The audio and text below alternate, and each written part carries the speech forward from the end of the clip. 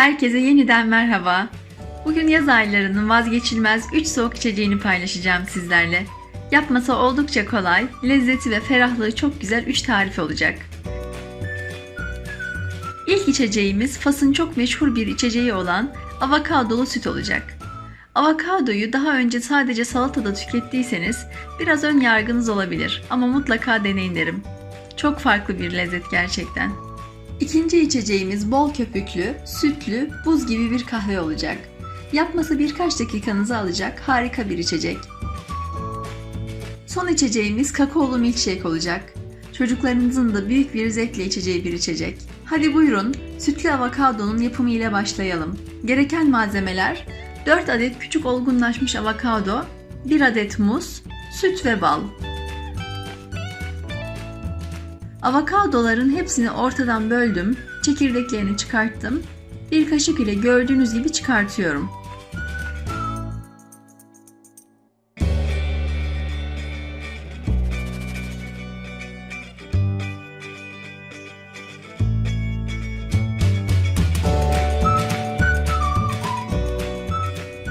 Hepsini küçük robot haznesine koydum.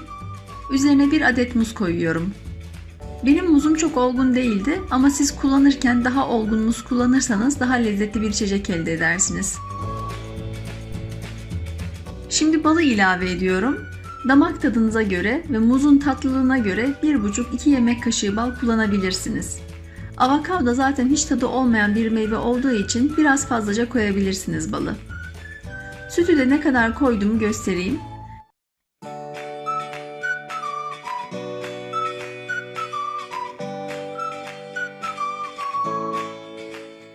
Yaklaşık 1,5 su bardağı soğuk süt koydum. Şimdi robotun kapağını kapatıp hepsini çırpacağım.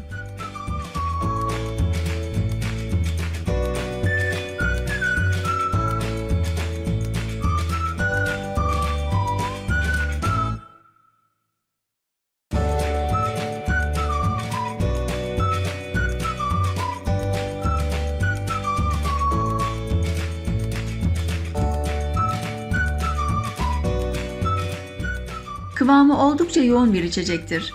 Orijinalinde de böyle oluyor. Ama siz daha sıvı olmasını isterseniz biraz daha süt ilavesi yapabilirsiniz. Çok kolay, çok farklı bir lezzettir. Umarım sizler de beğenirsiniz. Şimdi ikinci içeceğin yapımına geçelim. Önce 1 tatlı kaşığı granül kahveyi bir kaba alıyorum.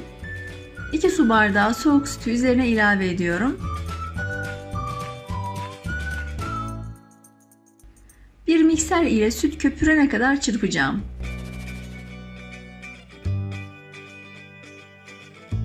Evet, gördüğünüz gibi bu şekilde çırparak sütü iyice köpürttüm. Şimdi büyük kahve fincanlarına sütlü buzları koyuyorum. Sütü koyuyorum.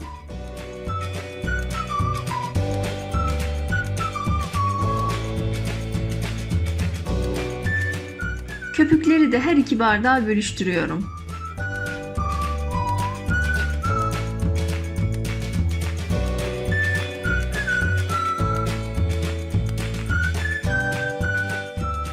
Son olarak asıl lezzeti verecek olan kısma geldik.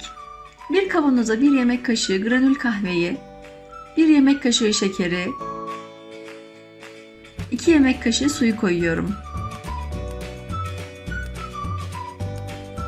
Bir mikser ile çırpıyorum.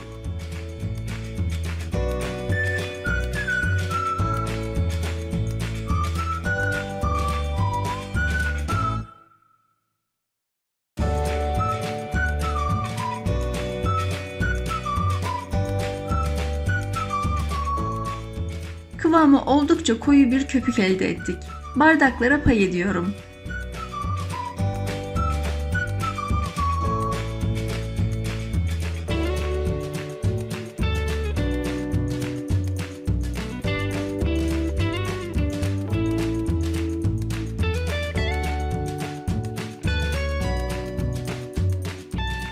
Kalan çok az sütüm vardı, onu da ilave ettim.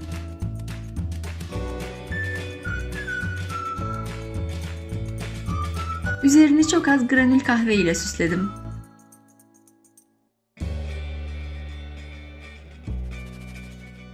harika, ferahlatan bir kahvemiz oldu. Son tarife geçmeden önce ufak bir hatırlatma yapmak istiyorum. Kanalımın gelişmesi için beğeni ve yorumlarınız benim için çok kıymetli. Videomu beğenmeyi ve hala abone değilseniz kanalıma abone olmayı unutmayın. Son tarifimizin yapımına geçelim. Bunun için yaklaşık 3 yemek kaşığı kakaoyu kaba alıyorum.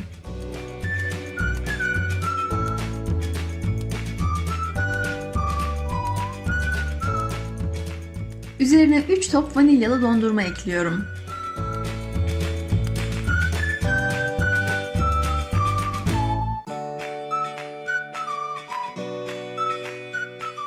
Son olarak 200 ml bardak ölçüsü ile 1,5 su bardağı süt ilave ediyorum ve hepsini karıştırıyorum.